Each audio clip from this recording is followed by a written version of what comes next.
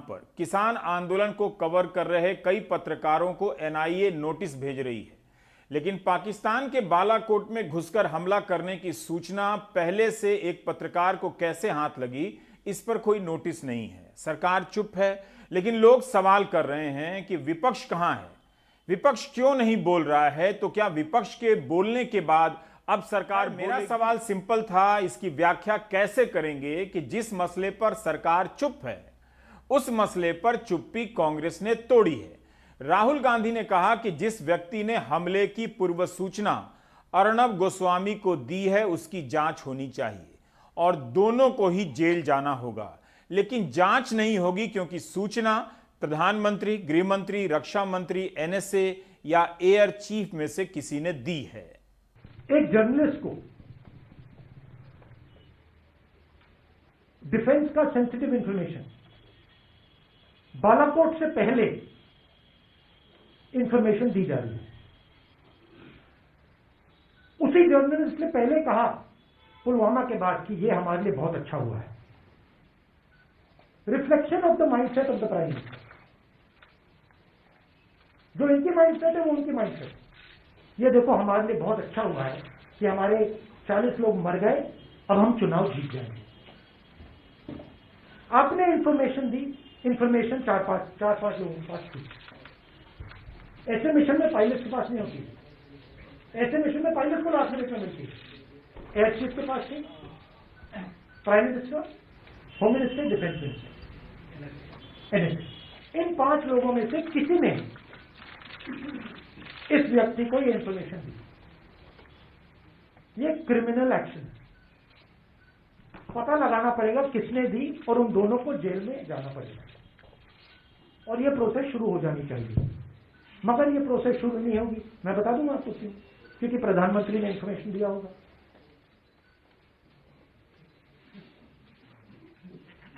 तो वो तो होगी नहीं, शायद बाद में हो। क्या आधार आप कह रहे प्रधानमंत्री ने दिया है? नहीं, बहुत बड़ा आरोप लगा रहे हैं। 5 लोगों के पास है। आपके पास इंफॉर्मेशन थी, आप तो नहीं दे सकते थी। Prime minister new, air chief new, NSA new, home minister new, defence minister new, 5 people new. कुछ और इनमें से 5 में से किसने दिया? तो दैट इज क्लियर कट, सीधी सी बात है। पत्रकारों के पूछे गए सवालों के जवाब में राहुल गांधी कहते हैं कि अर्णब गोस्वामी को बचा लिया जाएगा। राहुल का आरोप है कि प्रधानमंत्री या राष्ट्रीय सुरक्षा से जुड़े 4 अन्य प्रमुख लोगों ने ही अर्णब को पाकिस्तान पर हमले की सूचना 3 दिन पहले दी होगी। यह कोई सामान्य आरोप नहीं है।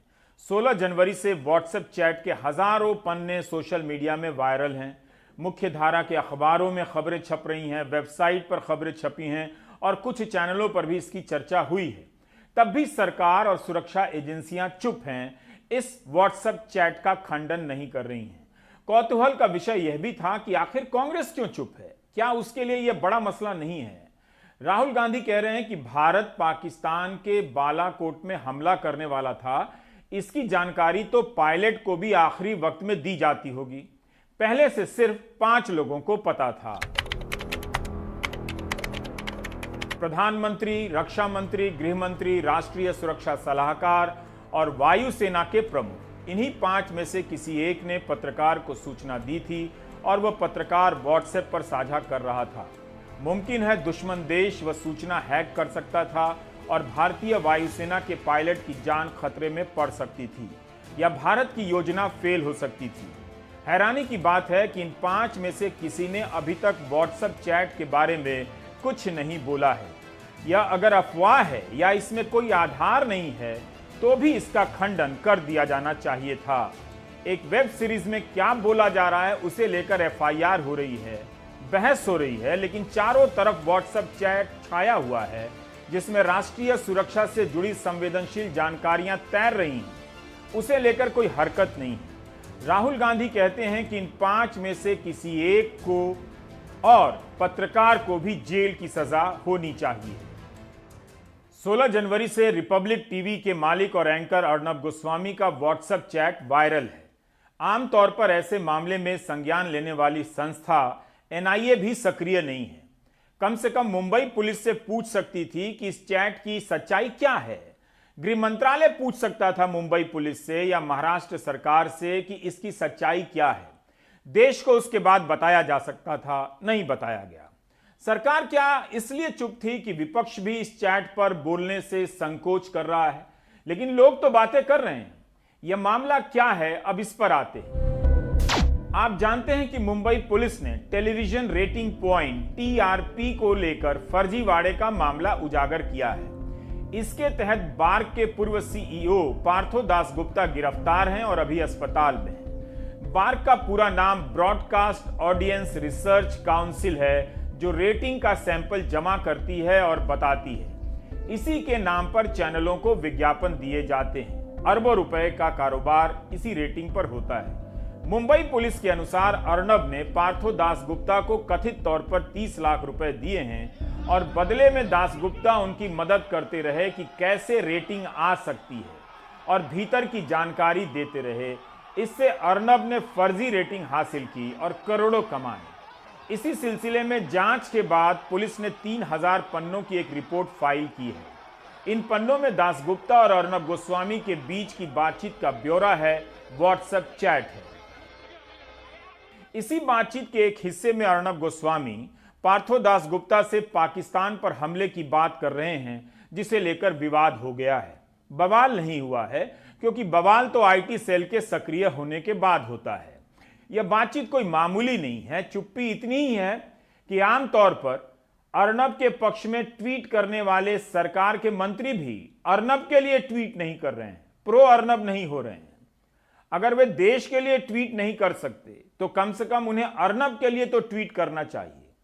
पत्रकारों के सवाल और राहुल गांधी के बयान के कारण यह बताना जरूरी हो जाता है कि व्हाट्सएप चैट में अर्नब गोस्वामी कथित तौर पर क्या बात कर रहे हैं।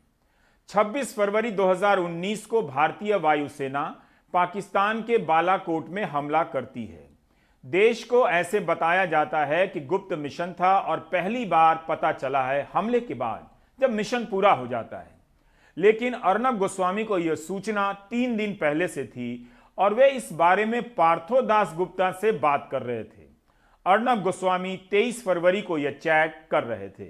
इस चैट में अर्नब गोस्वामी कहते हैं कि हाँ, एक और बात, कुछ बड़ा होने वाला है। तब पार्थो दासगुप्ता पूछते हैं, दाऊद? अर्नब गोस्वामी कहते हैं, नहीं सर, पाकिस्तान, इस बार कुछ बड़ा होने वाला है। पार्थो दासगुप्ता कहते हैं, ऐसे वक्त में उस बड़े आदमी के लिए, बिग मैन के लिए अच्छा है, तब वो चुनाव जीत जाएंगे, स्ट्राइक या उससे भी कुछ बड़ा। अर्नब गोस्वामी कहते हैं, सामान्य स्ट्राइक से भी काफी बड़ा, और साथ ही इस बार कश्मीर में भी कुछ बड़ा होगा। पाकिस्तान पर स्ट्राइक को लेकर सरकार को विश्वास है कि ऐसा स्ट्राइक होगा जिससे लोगों में जोश आ जाएगा, इलेटेड हो जाएंगे, अंग्रेजी का वर्ड है। बिल्कुल यही शब्द इस्तेमाल किए गए थे। अर्नब कहते हैं, this is a criminal act, giving official secret information to a journalist is a criminal act, both on the part of the person who accepted it and on the part of the person who gave it.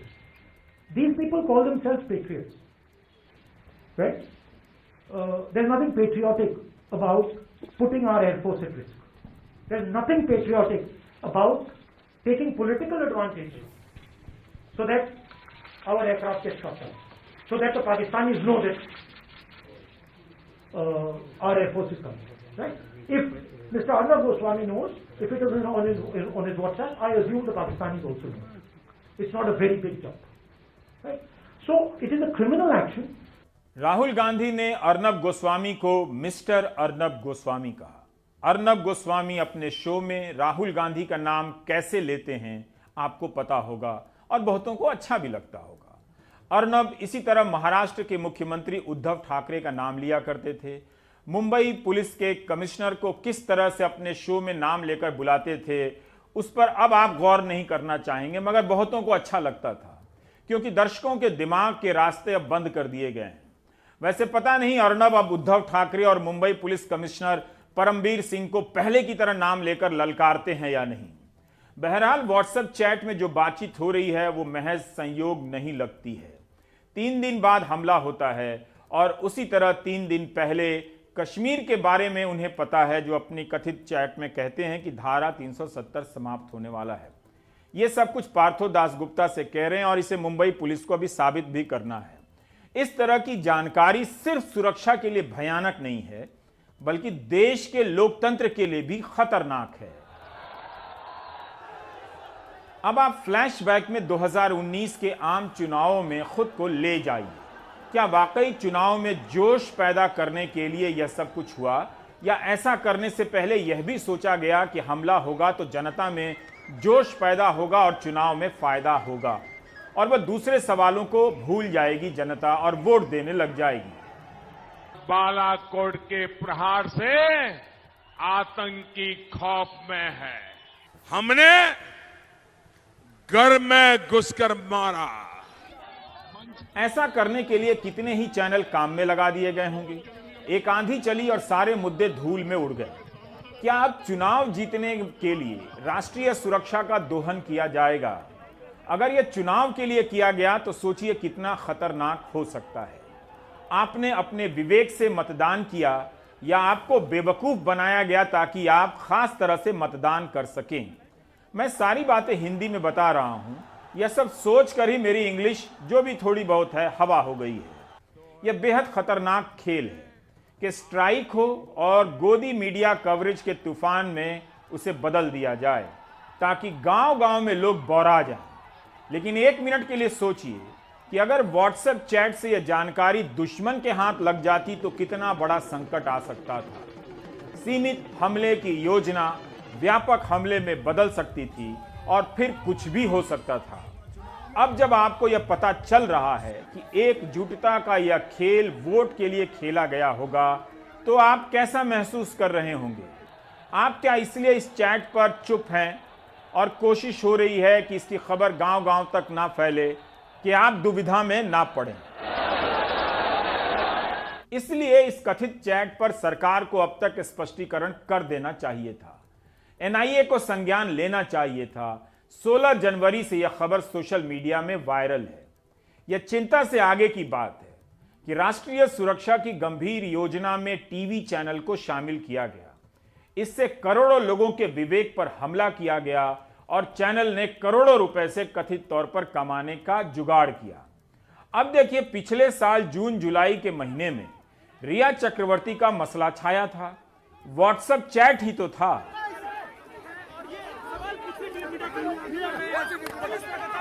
आपको याद होगा कि इस तरह के chat में रिया चक्रवर्ती की बातचीत का जिक्र आया और अर्नब गोस्वामी से लेकर गोदी मीडिया के सारे अर्नब आक्रामक हो गए। इस लड़की को सरेआम कैमरों से घेर लिया गया। ऐसा माहौल बनाया गया कि देखते देखते ये जेल की सलाखों के पीछे पहुंचा दी गई। यह भी तो व्हाट्सएप चैट है, तो फिर गोदी मीडिया के बाकी अर्नब क्यों चुप हो गए हैं? आप अगर अब भी गोदी मीडिया के इस खेल को लेकर सतर्क नहीं हैं, तो महान भारत का वह लोकतंत्र बर्बाद हो जाएगा जिसे हासिल करने के लिए साधारण लोगों ने 150 साल तक कुर्बानियां दी, फांसी पर चढ़ गए। आपको समझना होगा कि किस तरह से 150 चैनलों के जरिए आज की राजनीति और चुनाव का खेल खेला जा रहा है। यह वो मीडिया है जो आप में से किसी को कभी भी रिया चक्रवर्ती की तरह घेर सकता है और पूरे देश को यकीन दिला सकता है कि आप अपराधी हैं। अर्नब के चैट की जांच होनी चाहिए। अर्नब को यह सूचना किसके जरिए मिली? बातचीत से मिली या अर्नब किससे मिलने गए थे, या अर्नब यूं ही कह रहे थे? क्या यह फैसला ऑफिशियल सीक्रेट एक्ट के तहत नहीं आता है? पत्रकारों को सूचना के अधिकार के तहत जुटाई गई जानकारी पर रिपोर्ट करने के कारण कई बार इस तरह के संगीन मामले लगा दिए जाते हैं, जेल भेज दिया जाता है। क्या आप समझ पा रहे हैं कि किस तरह देश के जनमत को भटकाने के लिए कश्मीर और बालाकोट हमले की जानकारी मीडिया के एक एंकर के साथ साझा की जाती है, और जो इस वक्त में जरूरत से ज्यादा आक्रामक हो जाता है, ऐसे वक्त में सरकार की वकालत करने लगता है, हमले के बाद अपने स्टूडियो में दौड़ने लगता है, हांफने लगता है और सवाल करने वालों को ललकारने लगता है। क्या राहुल गांधी के इस आरोप में दम है कि इस मामले में कुछ नहीं होगा? एक जर्नलिस्ट को डिफेंस का सेंसिटिव इंफॉर्मेशन बालाकोट से पहले इंफॉर्मेशन दी जा रही है। उसी जर्नलिस्ट ने पहले कहा पुलवामा के बाद कि ये हमारे लिए बहुत अच्छा हुआ है। Reflection of the mindset of the prime minister. जो इनकी माइंडसेट है वो उनकी माइंडसेट। ये देखो हमारे लिए बहुत अच्छा हुआ है कि हमारे 40 लोग मर गए, अब हम चुनाव जीत जाएंगे। इतना तो कहना पड़ेगा कि जब यह व्हाट्सएप चैट सामने आया तो सबने सतर्कता बरती, किसी ने जल्दबाजी नहीं की। और यह अच्छा है कि व्हाट्सएप का चैट है, एक बार रुककर समझ लेना चाहिए, पता नहीं सही हो या गलत हो। सबसे पहले प्रशांत भूषण ने इसे लेकर ट्वीट किया, फिर कुछ वेबसाइट ने इसे खबर के रूप में बनाया। पहला सवाल ये खड़ा होता है कि इन व्हाट्सएप चैट्स की विश्वसनीयता क्या है। पहली बात तो मुंबई पुलिस ने बकायदा अपने चार्जशीट के साथ एविडेंस के तौर पर लगाई है। दूसरी बात यह है कि इसको फैब्रिकेट करना, इतनी लंबी लंबी चैट्स, मतलब करीब 500 पेज से ज़्यादा की हैं, इतनी सारी चैट्स को फैब्रिकेट करना कोई आसान काम नहीं होता। और अगर उन चैट्स को देखा जाए तो उसमें जो डेट हैं और टाइम है और जिन इवेंट्स का जिक्र हो रहा है उससे साफ जाहिर है कि वो बिल्कुल ठीक बैठ रहे हैं। उसमें एक इंटरनल कंसिस्टेंसी है और उसमें एक रिंग ऑफ ट्रूथ है। जब इस तरह की डिटेल्ड एविडेंस को या चैट्स को देखा जाता है या वीडियोस को देखा जाता है तो उसमें ये चीज़ सामने आ जाती है, पता लग जाता है कि ये फैब्रिकेटेड हो नहीं सकती, कोई जना इतना डिटेल्ड फैब्रिकेट कर नहीं सकता। अब दूसरा सवाल है कि ये चैट्स क्या दिखा रही हैं। पहले तो ये दिखा रही हैं कि हमारा गोदी मीडिया जो है किस तरह से, अर्नब गोस्वामी किस तरह से सरकार के लैप में बैठा हुआ है, जिसको हम कहते हैं लैपडॉग मीडिया, और सरकार को फायदा दिलाने के लिए, मोदी जी को फायदा दिलाने के लिए सब अपने शोज और अपने डिस्कशंस उस तरह से कर रहा है। दूसरी तरफ वो ये दिखाता है कि सरकार के ऊपर इनका कितना इन्फ्लुएंस है, कि पार्थो दासगुप्ता अर्नब गोस्वामी से ये कह रहे हैं कि भाई आप हमको पीएमओ में कोई नौकरी दिलवा दीजिए। तो हर जगह जगह ये बात सामने जाहिर होती है कि सरकार और अर्नब गोस्वामी एक कोजी क्लब की तरह है, जिसमें कि अर्नब सरकार को फायदा कराने के लिए अपने मीडिया का इस्तेमाल कर रहा है और सरकार उसको तरह तरह के फेवर्स दे रही है। फिर मनीष तिवारी जो कांग्रेस के नेता हैं, उन्होंने बेहद सतर्कता के साथ ट्वीट किया और उसके बाद तृणमूल की सांसद महुआ मोइत्रा ने। इन सभी ने सीधे आरोप लगाने के बजाय प्रश्नवाचक चिन्हों का इस्तेमाल किया और बाकी जवाब सरकार पर छोड़ दिया, जो आया नहीं। मनीष तिवारी का ट्वीट था कि अगर मीडिया के कुछ हिस्से में जो रिपोर्टिंग हो रही है और वो सही है तो 2019 के आम चुनाव और बालाकोट के स्ट्राइक से रिश्ता बन जाता है। क्या चुनाव के लिए राष्ट्रीय सुरक्षा का दोहन किया गया? क्या इसकी जांच संयुक्त संसदीय दल से नहीं होनी चाहिए? राजद सांसद मनोज झा ने भी ट्वीट किया है कि यह डीप स्टेट का काम लगता है। तृणमूल नेता महुआ मोइत्रा ने भी ट्वीट किया था कि देश जानना चाहता है। व्हाट्सएप ऐप चैट से यह साफ साफ पता चलता है कि सरकार ने बालाकोट स्ट्राइक और धारा 370 के हटाए जाने की बात एक टीवी एंकर को पहले ही दे दी थी। ये क्या हो रहा है? क्या मैं ही हूं जिसे लगता है कि मोदी शाह को हमें जवाब देने की जरूरत है? इतने दिनों में जवाब आ जाना चाहिए था। There was a clear violation of the Official Secrets Act. There was a clear violation of all basic tenets of national security. And that an anchor close to the government is sitting in Bombay and has knowledge about attacks 5 days ago and is gloating about them, saying this is a big one. And the ratings agency head is saying that, this is going to help the big man come back. This is something that we've been saying all along, but I think this just shows it in black and white. Right. I think that's the big issue here, is that this particular anchor has lectured the entire country time and again on national security. एक महत्वपूर्ण गोपनीय सैन्य पहल की जानकारी पहले से कैसे थी इन्हें, और अगर ये जानकारी उन्हें उपलब्ध है तो जाहिर है कि अति महत्वपूर्ण ओहदेदार लोगों में से ही कोई एक है, जो टॉप के 3-4 लोग हैं, दूसरे किसी मुल्क में तब तक सरकार गिर चुकी होती। और यहां पूरी की कोशिश की जा रही है कि किस प्रकार इस पर पर्दा डाला जा सके। मैं समझता हूं इस व्हाट्सएप चैट में, इसके खुलासे में, इसकी पृष्ठभूमि और आने वाले दिनों में जो चीजें होंगी उससे पता चलेगा कि एक देश के रूप में हमारी यात्रा कहां से चल के कहां पहुंच गई है। और राष्ट्रवाद यही वगैरह सारी चीजें बेमानी हैं। अंततः ये 3-4 लोगों के बीच का एक ऐसा खेल है जिसमें जवानों की शहादत होती है और कोई गिद्ध की तरह वहां उड़ता रहता है। तो आपने देखा कि विपक्ष के नेता ने जरूरत से ज्यादा सतर्कता बरती। वे संभल कर बयान दे रहे थे। सुरक्षा मामलों पर बोलने वाले रिटायर्ड फौजी अफसर भी आमतौर पर इस मामले में चुप रहे, लेकिन lieutenant general retired Rameshwar Rao ने ट्वीट कर दिया और सवाल उठा दिया। अभी हाल ही में व्हाट्सएप चैट के कुछ अंश जो कि मीडिया के जरिए हम सबको दिखाए गए हैं, इसकी असली गंभीरता तो तभी पता चल पाएगी जब इसके ऊपर एक तफसील से और गहराई से इंक्वायरी की जाएगी। लेकिन इन सब के चलते एक बात तो साफ है कि सत्ता के गलियारों में इस तरह की साठगांठ और इन सब बातों का होना हमारे देश के नेशनल सिक्योरिटी के लिए आने वाले समय में खतरा पैदा कर सकती है। और न वे काम कर सकते हैं। सेना के जिन रिटायर्ड अफसरों के साथ बहस करते थे उन्हें लेकर महफिल जमा सकते हैं कि उनके पास सूचना होना देश की सुरक्षा को कोई खतरा नहीं है, क्योंकि अर्नब ही देश हैं और देश ही अर्नब है। गोदी मीडिया और आईटी सेल के ज़माने में अब कुछ भी साबित किया जा सकता है। 2 और 2 4 की जगह 5 साबित किया जा सकता है। इम्तहान में आएगा और आपको जवाब भी देना पड़ेगा।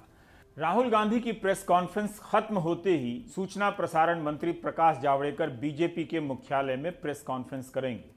जाहिर है पत्रकारों ने सवाल व्हाट्सएप चैट में बालाकोट स्ट्राइक को लेकर जो बातचीत हो रही है और राहुल गांधी ने जो कहा था उसे लेकर पूछा, मगर प्रकाश जावड़ेकर ने साफ साफ कह दिया कि उनकी ये प्रेस कॉन्फ्रेंस राहुल गांधी पर है, जो उन्होंने खेती के बारे में कही है।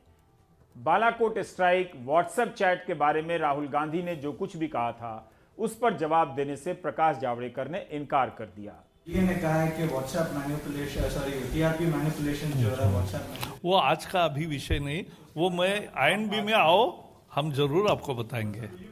तो एक तरह से आज भी मौका था कि सरकार इस व्हाट्सएप चैट में कही जा रही बातों को लेकर कुछ स्पष्टीकरण देती, मगर प्रकाश जावड़ेकर ने ऐसा कुछ भी कहने से इनकार कर दिया।